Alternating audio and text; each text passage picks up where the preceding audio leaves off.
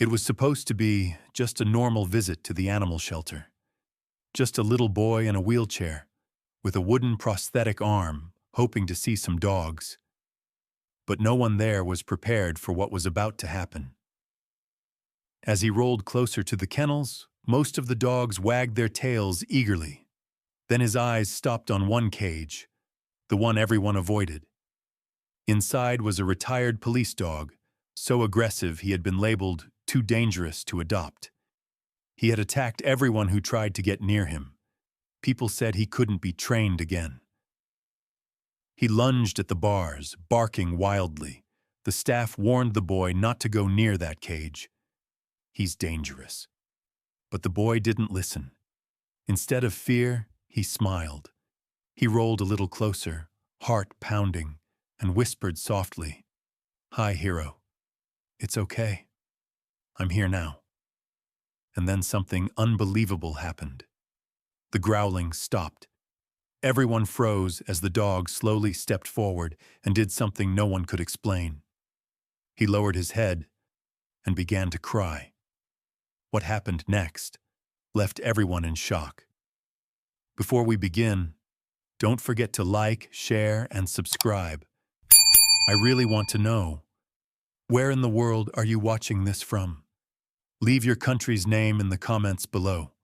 I love seeing how far our stories can travel. The sky over Montana had the color of old steel that morning, cold and heavy, waiting for rain. The kind of sky that pressed on your chest, making every breath feel earned. The world was quiet except for the steady hum of a truck engine idling beside the gravel road. Inside it sat Raymond Cole, hands gripping the steering wheel a moment longer than needed, as if holding on to something that had already gone. He stepped out slowly, boots grinding over frost, breath showing in the air like smoke from a tired fire. He moved to the back of the truck, lowering a wheelchair with the same care one might give to something sacred. The metal creaked as it hit the ground. A boy's reflection appeared in the glass, small, pale, and far too still for 8 years old. Samuel Cole. His right sleeve was pinned where an arm once had been, and his legs rested like fallen branches, unmoving beneath a wool blanket. Raymond leaned down, his face shadowed by the brim of his cap. No words passed between them. The boy lifted his gaze for a heartbeat, and that was enough. An exchange of quiet endurance between father and son. Raymond's hands, rough from years of work and grief, turned the wheels and pushed forward. The shelter stood a short walk away, a small building with chipped red bricks and a sagging sign that read, "Haven's Hope." It looked like the kind of place that had seen too much. Too many leashes left behind. Too many goodbyes whispered through wire. As they entered, the door gave a small metallic sigh. The air smelled of disinfectant and damp straw, a strange mix of cleanliness and sorrow. Barking echoed down the narrow corridor, tails thumping against steel bars, paws scratching at the scent of attention. The sound wasn't just noise, it was need, thick and alive, pressing against the silence Raymond carried inside him. He pushed Samuel's chair past the first row of kennels. Some dogs barked wildly, others wagged their tails with hopeful frenzy. A few simply watched with the hollow eyes of animals that had waited too long. The lights above flickered, washing the hallway in alternating warmth and shadow, like memory itself couldn't decide what to hold on to. From the office doorway, a woman appeared. Sarah Whitmore, the shelter's director. Mid-50s, small-framed, wearing an old denim jacket smudged with paw prints. Her hair, gray and loosely tied, framed a face both kind and weary. The kind of face that remembered every animal she couldn't save. She smiled faintly when she saw the boy. "You must be Samuel," she said softly, her voice breaking the stale air like sunlight through mist. The boy didn't respond. His eyes moved slowly across the room, not toward her, but toward something deeper, something no one else had seen yet. Raymond nodded a polite greeting. "We're just looking," he said. But even his tone sounded unsure, like a man searching for something he didn't believe he'd find. Sarah gestured for them to follow. "Some of them don't bark anymore," she said quietly, leading them through the narrow hall. "They've learned silence." The sound of her shoes and the soft hum of the wheelchair wheels blended with the restless rhythm of the cages. Then, as if the world had taken a breath and held it, the barking stopped. From the far corner came a different sound. Not loud, not frantic, a growl, low and steady, like thunder waiting for its own permission. Sarah froze. "That's Max," she said, her tone half warning, half respect. Raymond turned the chair slightly, following her gaze. The cage stood apart from the others, reinforced with heavy steel bars. Shadows gathered thick around it. And there he was, a German shepherd, large and scarred, lying against the wall.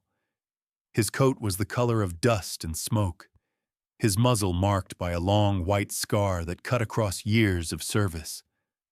One ear bent forward, the other torn. His eyes, a deep amber, flicked toward them like an old soldier waking from a bad dream. "He's a retired K-9, Sarah explained quietly. "Saved 3 lives during his time with the force. Then, something happened. He lost someone out there. Since that night, he doesn't let anyone close." Raymond nodded, his jaw tight. He had seen that kind of loss before, not just in men, in himself. Samuel's small hand tightened on the armrest. He leaned forward slightly, eyes fixed on the dog. The air between them felt thick, electric. The growl continued, a sound not of anger, but of defense, as if Max was warning the world to stay back before it could hurt him again. The boy didn't flinch. His breathing slowed. For a long moment, nothing moved. Even the buzzing light above them seemed to pause. Raymond, uneasy, reached to turn the wheelchair away. But before he could touch it, the dog moved. A shift, subtle, human almost.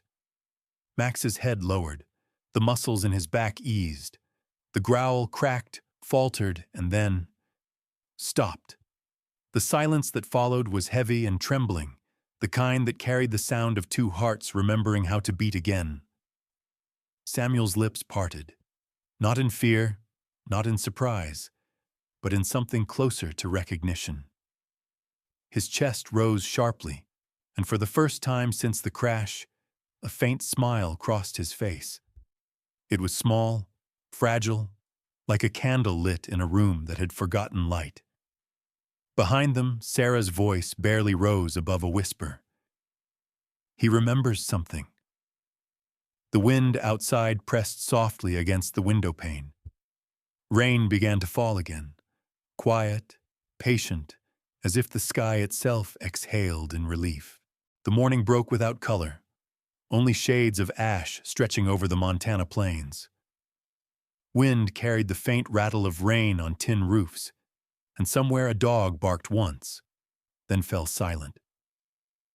In the small house behind the garage, Raymond Cole sat at the kitchen table, his coffee gone cold.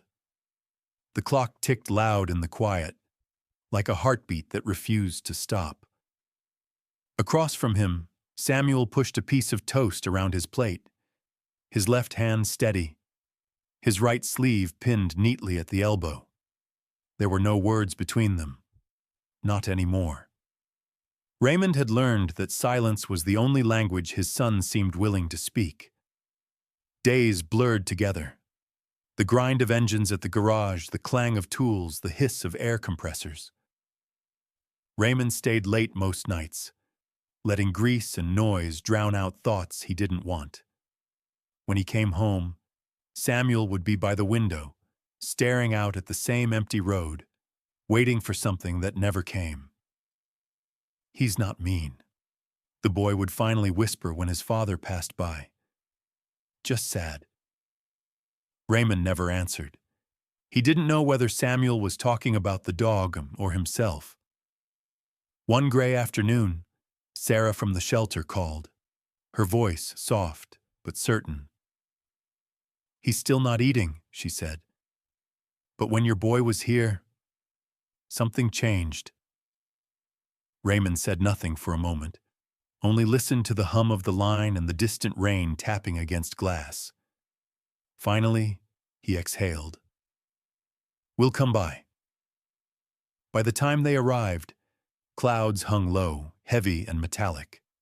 The sign of Haven's Hope Shelter squeaked in the wind.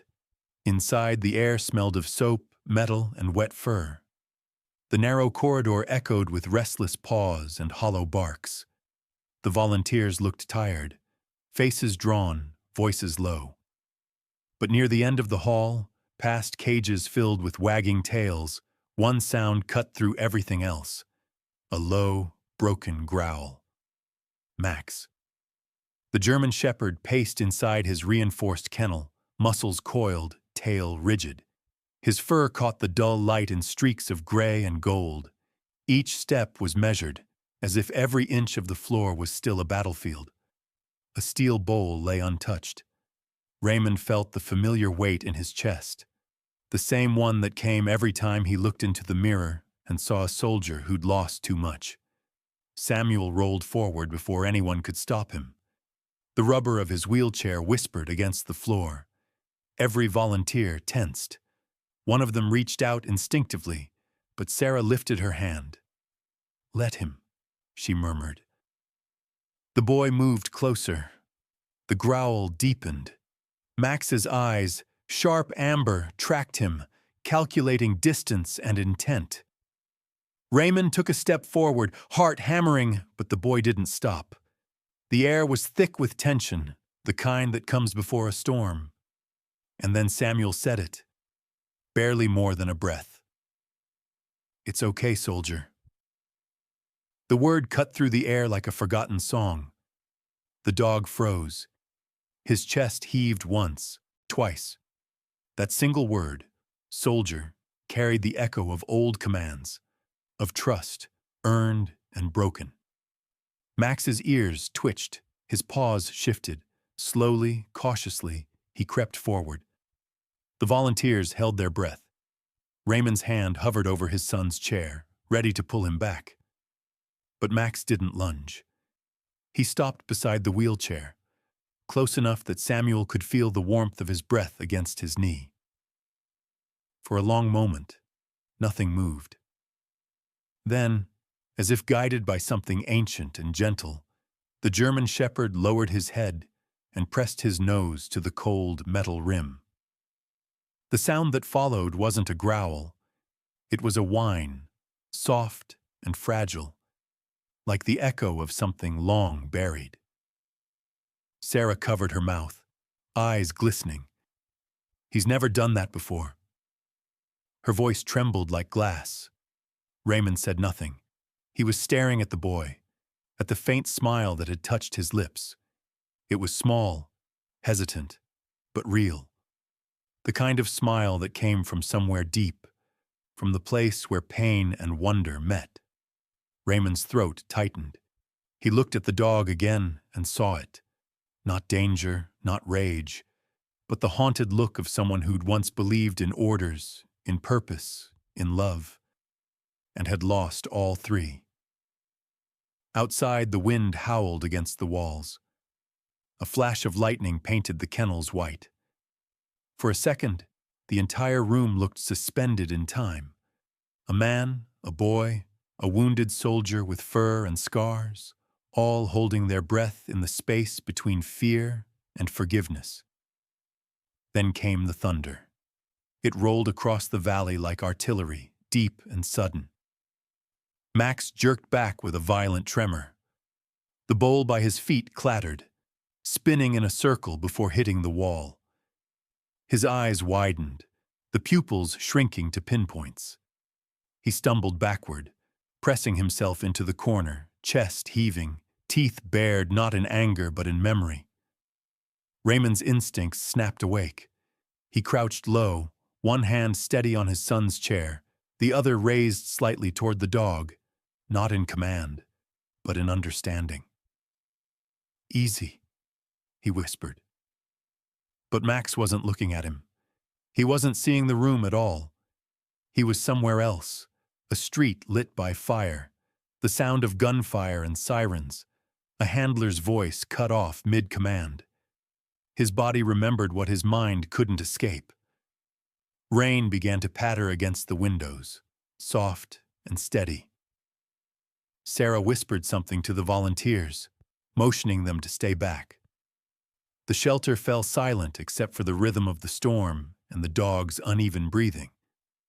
Samuel didn't move. He watched Max, eyes wide, face pale in the flicker of lightning. Then, very slowly, he extended his left hand, palm up, into the space between them. The dog's gaze flickered, caught between past and present. His ears flattened, his muscles trembled. And yet, something fragile in that small, steady hand seemed to hold him there, like a memory of gentleness cutting through the noise. The thunder rumbled again.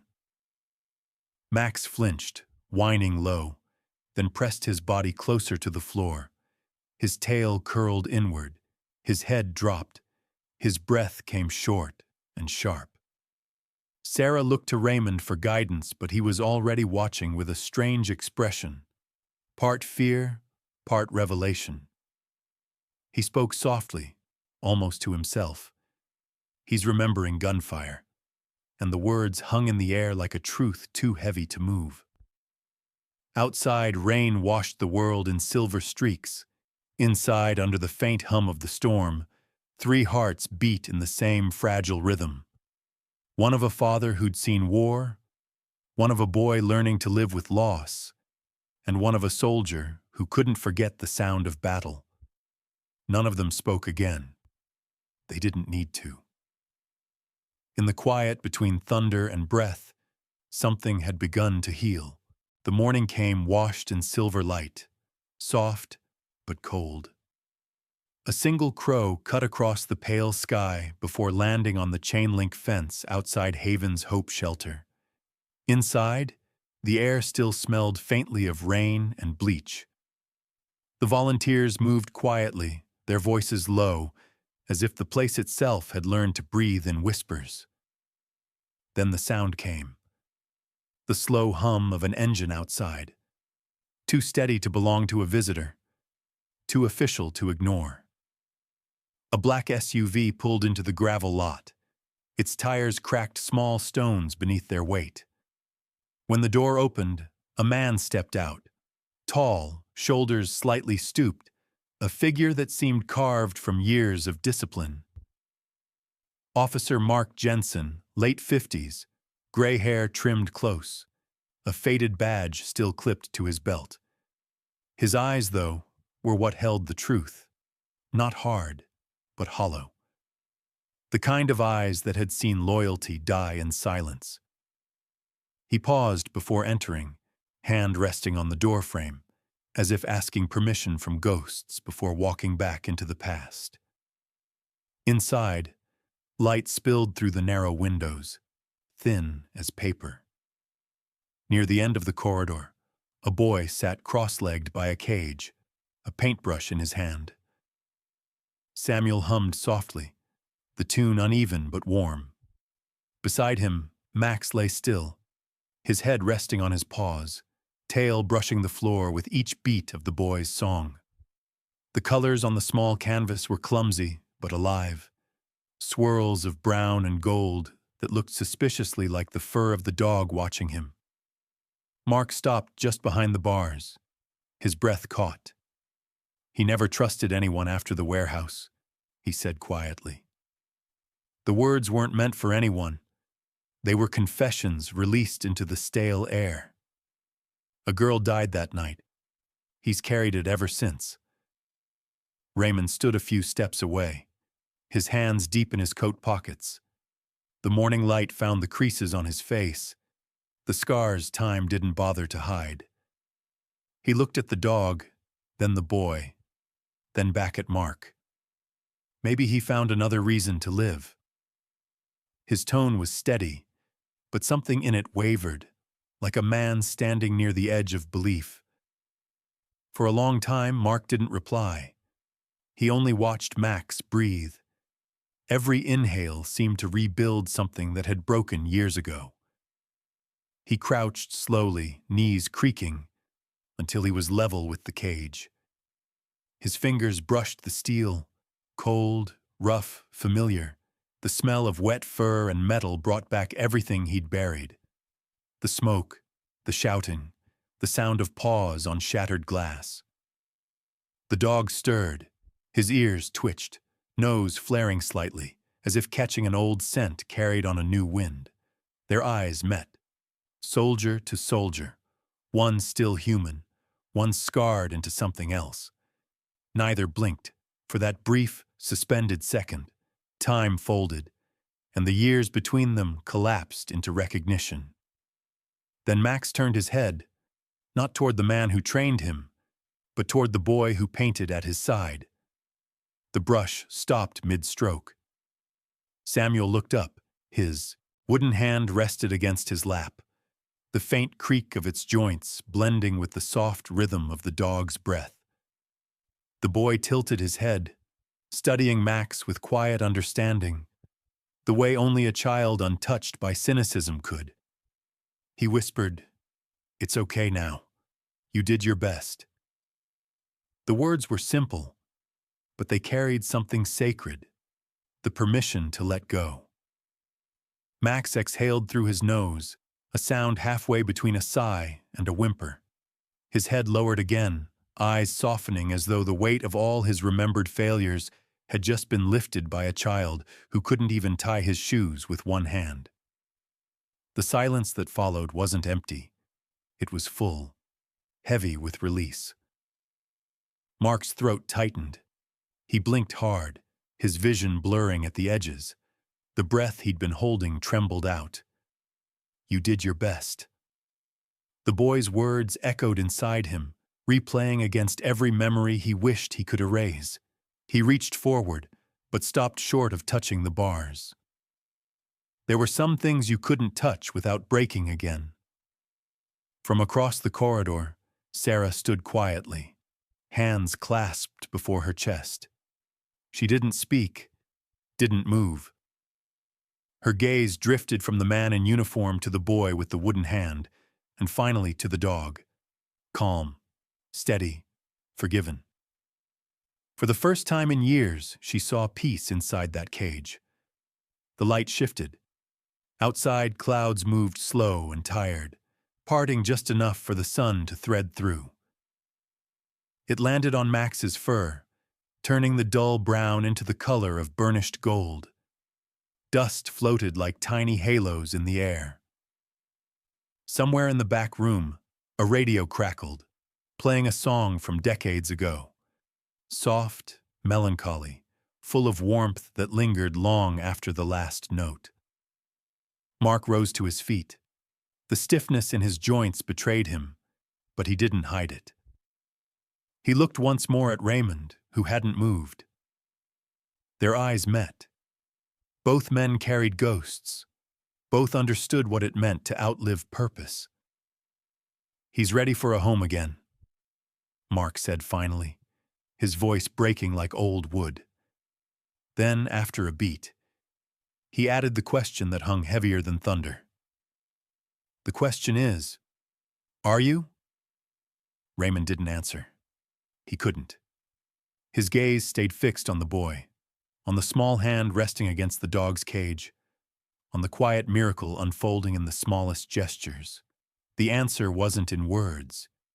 It was already there, in the way his chest rose with a breath he didn't know he'd been holding. The moment lingered. Light, dust, silence. Then the camera of memory seemed to pull back, leaving them in that still frame. A man facing his fear of hope, a child offering forgiveness, and a dog who had just remembered how to trust the world again. Outside, the SUV waited, its engine ticking softly in the cold. The crow lifted from the fence, wings cutting through the light, and for a second, everything that had been broken, man, boy, and beast, seemed quietly whole again. The snow had melted weeks ago, leaving the mountains bare and the fields damp with spring rain. The old cabin, once hollow and cold, now carried the hum of life again. Laughter, footsteps, and the quiet patter of paws on wood. Morning light filtered through the thin curtains, warm and gold, brushing across a table cluttered with paint jars, half-finished sketches, and crumbs from breakfast. The air smelled faintly of coffee and turpentine, mixed with the faint musk of dog fur. In that small living room, Samuel sat by the window, his brush dancing clumsily over a square of paper. Max lay beside him, head on his paws, watching every stroke as though it were a mission. When the brush slipped from the boy's grasp, it didn't stay long on the floor. Max would rise, nudge it gently with his nose, and wait until Samuel smiled before lying down again. Their rhythm was quiet, unspoken, but whole. Sometimes, when afternoon sunlight poured through the glass and both drifted to sleep, their bodies twitched in unison. A boy and a dog lost in the same dream. Raymond watched from the kitchen doorway, the sight catching him off guard each time. He'd forgotten what a home sounded like. The scrape of chair legs, the distant humming of a child, the soft click of claws on wood. It was all ordinary and miraculous at once. He caught himself whispering thanks into the still air, though he wasn't sure to whom. Peace, though, has a way of testing those who find it. That evening, the sky dimmed into the color of old copper. A wind picked up from the north, rattling the windows. Raymond stood at the stove, stirring a pot of stew, the smell of herbs and smoke curling through the air. Max rested by the door, ears flicking at each small sound outside. Samuel was still painting by the window, his tongue peeking from the corner of his mouth in concentration. The house was warm, alive, the kind of warmth that made you forget how fragile it could be. Then, faint at first, came the smell. Burnt plastic. Raymond frowned, turning off the burner. A crack popped somewhere behind the wall, sharp, unnatural.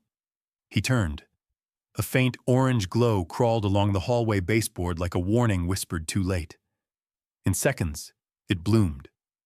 Fire licked the wood, feeding on old varnish and air. The crackle deepened into a roar. He dropped the spoon and ran. Samuel! The boy's name tore from his throat as smoke filled the corridor, thick and gray. Flames climbed the wallpaper, hungry and bright. Samuel's wheelchair had jammed against a fallen beam, the wheels spinning helplessly.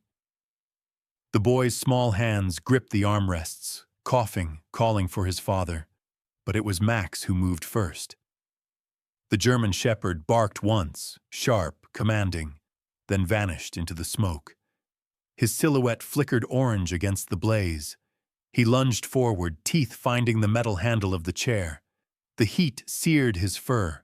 Sparks kissed his back. He coughed, but pulled again, muscles trembling, claws scraping the wood as he dragged. Inch by inch, the boy and the dog fought their way toward the open doorway, one breath at a time. Raymond burst through from the other side, eyes burning, skin streaked with soot. He reached for his son, hands finding the boy's shoulders through the haze. "Hold on!" he shouted, though his own voice cracked beneath the roar of fire. Together, man, dog, and boy, they pushed forward. The doorway blazed ahead, edges glowing like molten iron. Max pulled one last time. A sound of pain caught deep in his chest, and they broke through into the night air. The cold hit first, then silence, then the collapse. Behind them, the cabin gave way with a hollow groan, timbers splitting, roof sinking into a storm of embers. Sparks shot into the black sky, carried by the wind like shattered stars. Raymond held Samuel close, his own lungs burning with smoke. The boy's face was streaked with ash, his hair singed at the edges, but his eyes were open, wide and searching. "Max?" he rasped. The dog lay a few feet away on the grass. His fur was blackened at the tips, patches singed to gray. Steam rose from his sides where the rain met heat. His chest moved shallowly, barely there. Raymond crawled toward him, pressing a trembling hand to his flank. A faint rise, then a fall, alive but fading. Sirens wailed in the distance, slow at first, then faster. Red and blue lights flashed through the trees, the smell of wet earth mixed with smoke. Samuel reached out, dragging his wooden arm across the grass until his fingers touched Max's paw. The boy's voice cracked like glass. "Don't you dare leave me, hero." The words hung there, carried on smoke and wind, finding their way into every broken thing still standing. Raymond bowed his head, one hand on the boy's back, one resting over the dog's side. Beneath his palm, he felt the faintest pulse, steady, weak, defiant. For a moment, the whole world seemed to pause. Fire dying behind them, sirens wailing ahead, 3 lives balanced on the thin edge between loss and grace. The rescue trucks arrived moments later, men shouting, hoses spraying arcs of silver water over what was left of the cabin. But Raymond didn't hear them. He was watching Max's chest, watching for that tiny rise and fall. When it came again, he let out a breath that sounded like a prayer. Rain began to fall, soft, almost merciful. It hissed over the smoldering ruins, cooling the earth, washing away the smell of fear. Samuel leaned forward, pressing his forehead gently to Max's neck. The dog's ear twitched faintly, just once, and then silence. Not the silence of death, but the silence of exhaustion, the kind that follows survival. In that silence, under the falling rain, Raymond looked at what remained, his son, his dog, the ashes of his past, and realized that sometimes faith doesn't save you from the fire. It saves you through it. The story spread faster than the fire ever had. By morning, every local station was repeating it in reverent tones. Retired K9 saves disabled boy from burning home. Headlines rolled across screens. Radios hummed his name. Donations poured in like spring rain on parched earth.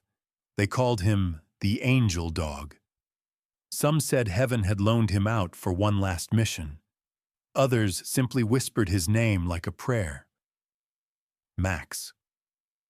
At the hospital, the world shrank into the slow beeping of monitors and the faint scent of antiseptic. Pale morning light fell through the blinds, painting stripes across a blanket where a boy and a dog shared silence. Samuel sat on the bed's edge, his thin fingers curled around Max's paw.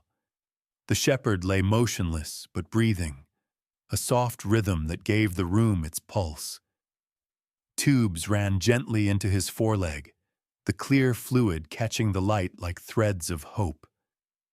Raymond stood nearby, still wearing the same smoke-stained jacket. His hand rested on his son's shoulder, thumb tracing slow circles as if steadying both of them at once. His lips moved in silence, words he hadn't spoken since the desert, when prayers had been something you whispered to survive the night. "Please," he murmured finally, so faint that only the walls could hear. "Let him wake." Outside the room, footsteps passed. Muffled voices rose and fell.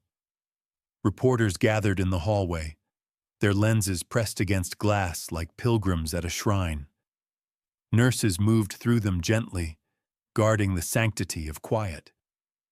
Someone had left flowers outside the door, white lilies already wilting at the edges, carrying the faintest trace of smoke on their petals. Days passed like long breaths. Rain came and went.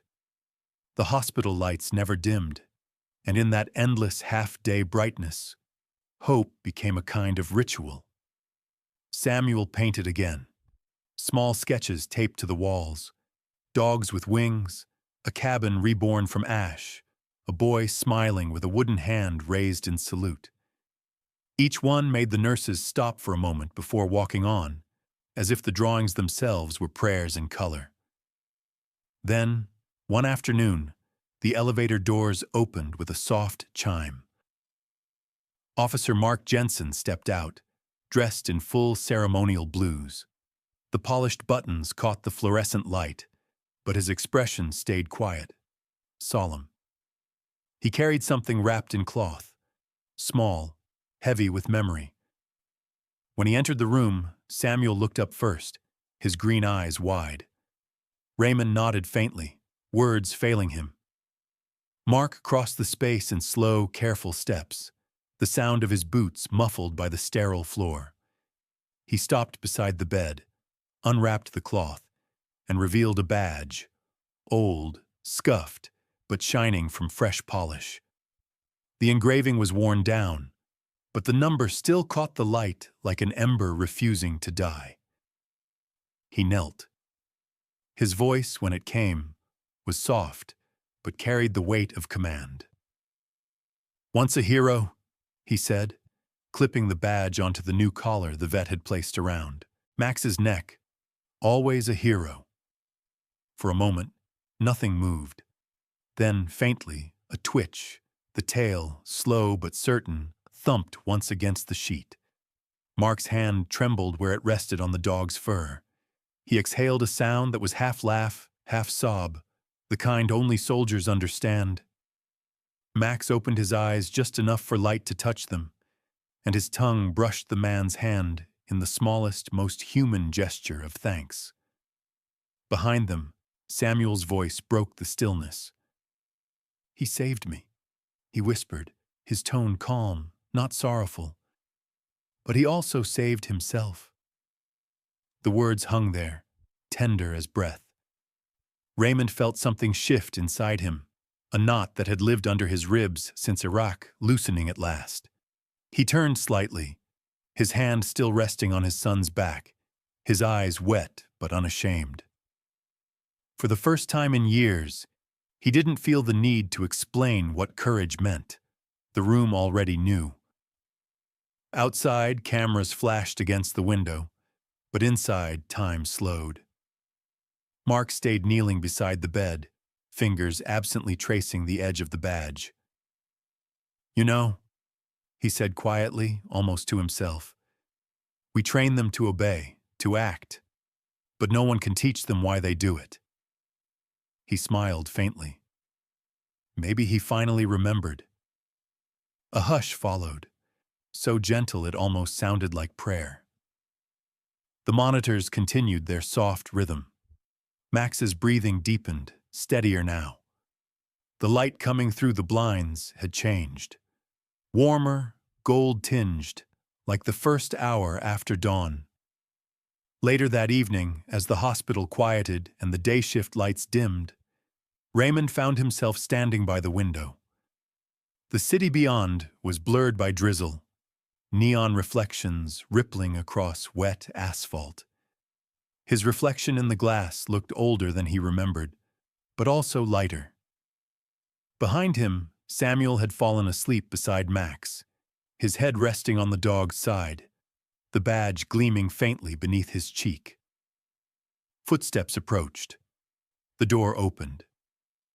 Dr. Latham, the attending physician, entered holding a clipboard. Her face carried an expression that didn't belong to bad news, nor good, something more complex, almost reverent. She hesitated, then looked directly at Raymond. "Mr. Cole," she began softly, "we've seen something remarkable in your son's latest scans." Raymond turned slowly, his breath caught. Outside, thunder rolled far away, soft and low, as if even the sky leaned in to listen. And then, silence. The kind that comes right before the heart remembers how to hope again. The morning came slow, as if even the sun had learned to move gently. Dew clung to the new blades of grass, each droplet catching light like tiny fragments of yesterday's tears. The cabin stood again, not the same, but rebuilt with the hands and hearts of those who refused to let loss have the final word. Its walls smelled faintly of pine and fresh paint. Its porch creaked with a sound that felt almost like memory breathing. The wind carried faint traces of laughter, wood smoke, and spring rain, scents that once meant home. The yard was quiet except for the sound of effort. A small boy stood near the fence, braces strapped to his thin legs, his hand resting on a broad back of fur and muscle. Each step he took was unsure, each movement a fragile promise to the earth beneath him. His breathing came uneven, but determined. Max moved in perfect rhythm beside him, steady, patient, never looking away. Where the boy trembled, the dog became still. Where the boy faltered, the dog shifted to balance his weight. Together, they made progress no one thought possible, two souls learning again how to trust the ground. From the porch, a man watched in silence. His rough hands gripped the railing, knuckles white, eyes wet from more than the morning wind. The lines on his face seemed deeper now, carved not by grief but by gratitude. His voice came low, breaking like something too long held inside. "He's walking." The words drifted away on the breeze, landing softly among the lilacs blooming by the steps. The boy turned, sunlight brushing across his face.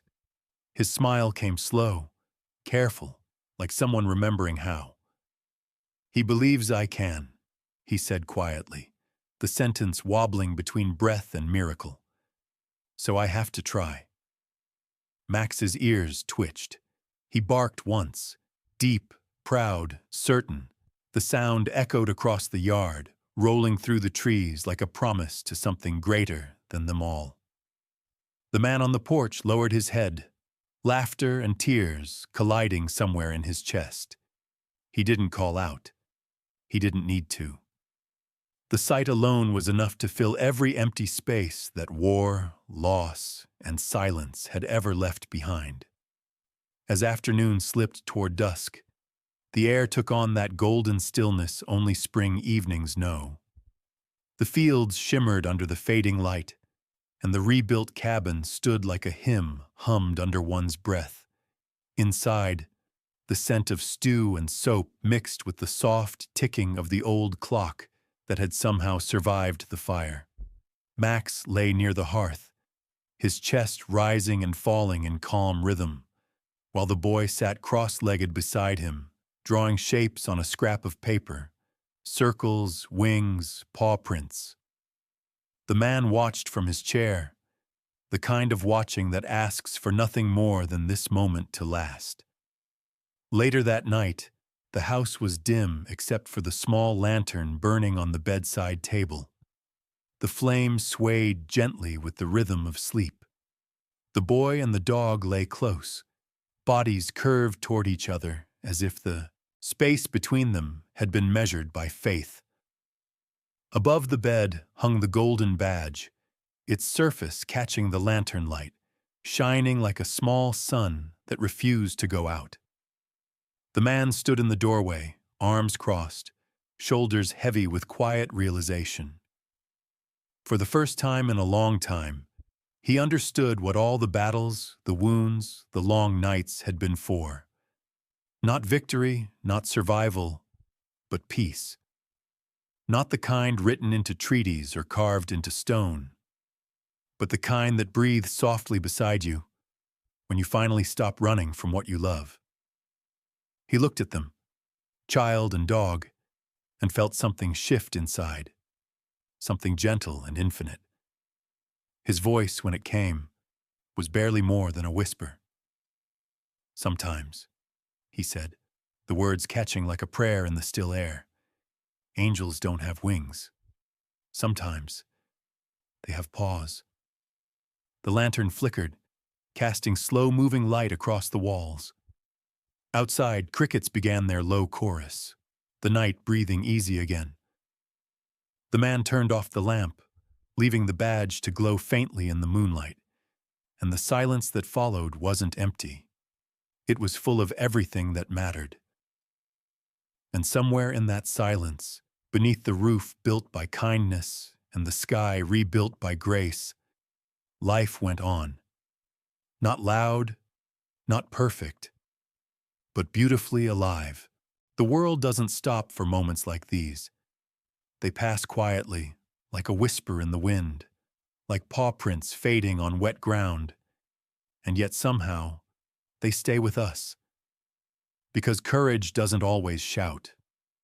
Sometimes it's a quiet heartbeat, the kind that keeps going when no one's watching. There are those who love without expecting to be remembered, who guard our nights, heal our wounds, and teach us what strength truly looks like. Not in victory, but in gentleness. And if we're lucky, we cross paths with them. A dog that still believes, a child who learns to walk again, a veteran who finally lays down his burden. They remind us that love is not about how loud we roar, but how softly we stay. So when the world grows cold, remember, there are still hearts out there fighting for the warmth of another. Not for medals, not for praise, just because it's right. Not every hero wears a badge, and not every story makes the headlines. Here at Healing with Max, we keep their courage alive. Subscribe today, so you'll never miss the next untold story of veterans and their Max partners.